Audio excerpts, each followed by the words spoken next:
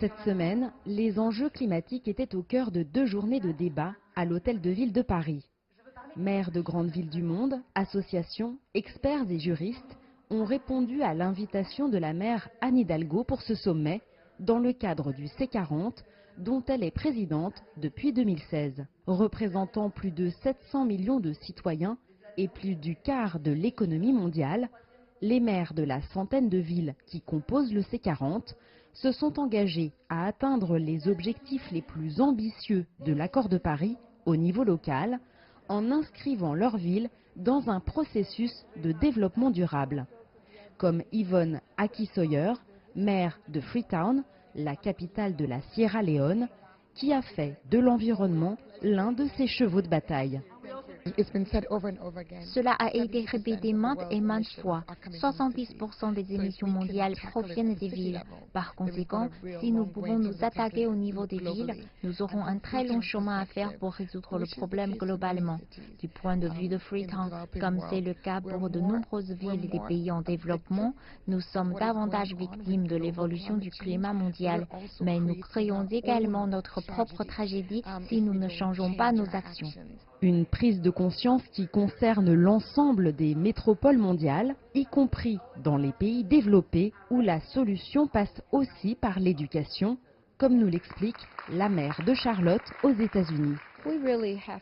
Nous devons vraiment créer un sentiment d'urgence et donc maintenant nous avons une organisation à but non lucratif, une ONG à qui nous demandons d'éduquer nos citoyens pour qu'ils racontent des histoires sur l'air pur et l'eau salubre. Et cela résonne vraiment chez la plupart de nos citoyens.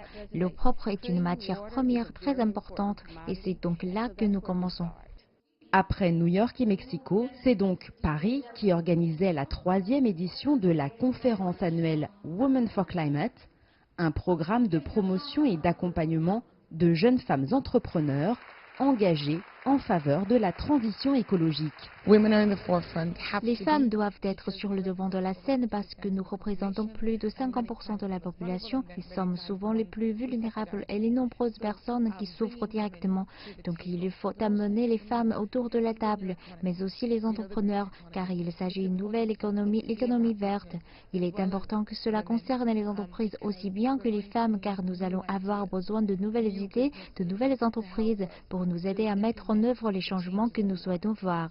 Depuis le lancement de l'initiative Women for Climate par Anne Hidalgo en 2017, de plus en plus de villes du réseau des C40 participent à un programme de mentorat pour des avancées concrètes.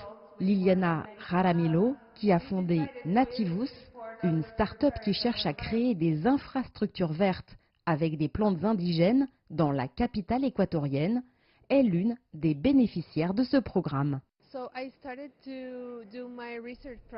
J'ai commencé à faire des recherches sur les plantes qui conviennent aux toits verts lors de mon diplôme de master. Je pense que le programme de mentorat Women for Climate m'a aidé à m'apporter un soutien non seulement au sujet de l'environnement, mais aussi avec des personnes qui travaillent déjà en architecture et en savent un peu plus sur la façon dont les choses se passent dans les villes. Pour Alice Zagouri, qui dirige The Family, un espace destiné à soutenir des fondateurs de start-up de tous horizons dans la concrétisation de leurs projets, le numérique, en ouvrant à tous l'accès à l'information, permet de rebattre les cartes. Toutefois, certains obstacles culturels doivent encore être surmontés. Je ne peux pas vous dire qu'on est plus de femmes et principalement parce qu'on parle de l'entrepreneuriat, donc des startups qui sont dans la tech. Et on a moins de femmes qui se dirigent vers cette voie-là. Et donc il faut travailler avant, quoi. Il faut travailler au niveau de l'éducation,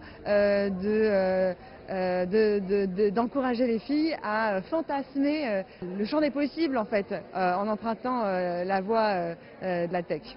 Si les efforts doivent se poursuivre dans les nouvelles technologies, l'implication des femmes dans le domaine de la lutte contre les dérèglements climatiques progresse et ne devrait pas s'arrêter là.